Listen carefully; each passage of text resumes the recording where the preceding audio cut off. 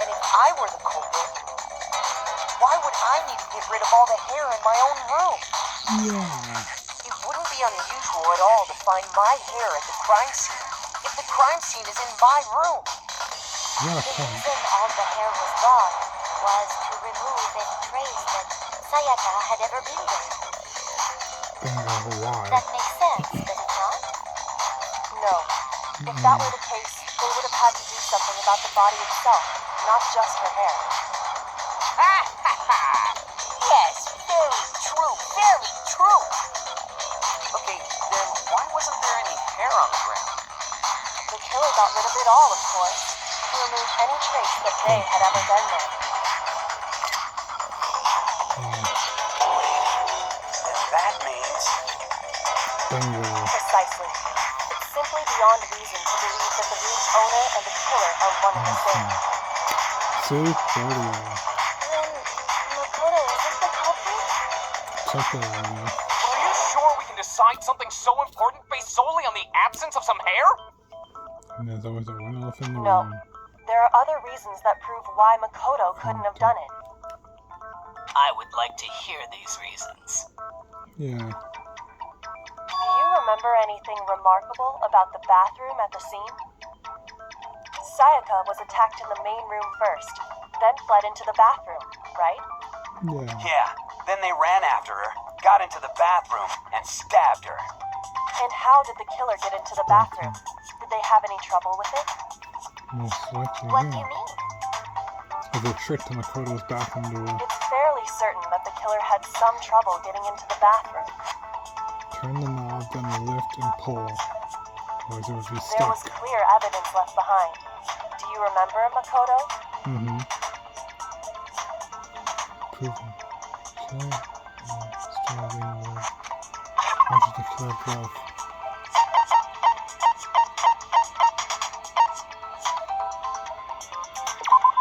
Doorknob. I got it! Evidence that the killer had trouble getting into the bathroom.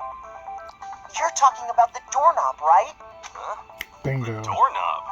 What doorknob? The one in his room. The doorknob for my bathroom. Bathroom. It was completely broken. See how the top part was unscrewed? And the doorknob's about ready to fall off? Yeah. Oh yeah, true. But what does it mean?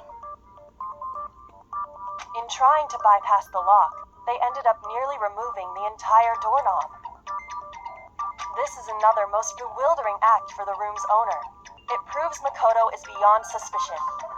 So what, No. you're saying he wouldn't break the door in his own room?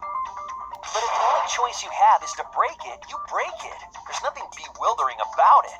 Not You exactly. still don't see? Okay then. Let's take another look at how the incident unfolded. Hopefully that will help you understand. Makoto. Bewildering act. The door frame. First, but... Is that the key thing here? The more I'll announce updates. Door to first time, I think. Number of weak points will start going up rapidly. No matter how many weak points, there's simply only one lie or contradiction in that debate. What I'm trying to say, not all weak points you see are necessarily false. If the truth bullet on the wrong one, not only will you fail to refute what they say, but lower your trust of them and your influence will take damage. Ouch. Now, this is very crucial because if your influence reaches zero, you fail, or if time runs out, you fail as well. To rely on your own logic to determine which weak points are actually lies or contradictions. Good luck and have fun. By the time you're right, make your argument. Locking door frame. The incident took place in Makoto's room. Sayaka was first attacked in the main room. That's two. She then fled into the bathroom. Then the killer ran after her. And they got into the bathroom. At that point, the killer had to try and bust down the door. No. Because Sayaka had locked it. And finally, Darn, I missed. the culprit had Sayaka cornered. To finish the job, they stabbed her with the punch knife. Miss. It it, Makoto. Admit it. Got to loop again. We already know the answer. It's not that one. One more time. Not because the door is locked. Wait. This door. Oh. Different reason time. I'll show you. The incident took place in Makoto's room. Piercing the frame off of this Sayaka one. was first attacked in the main room. She then fled into the bathroom. Then the killer ran after her. Time right. And they got into the bathroom. At that point, the killer had to try and bust down the door. Locked. Because Sayaka had locked it.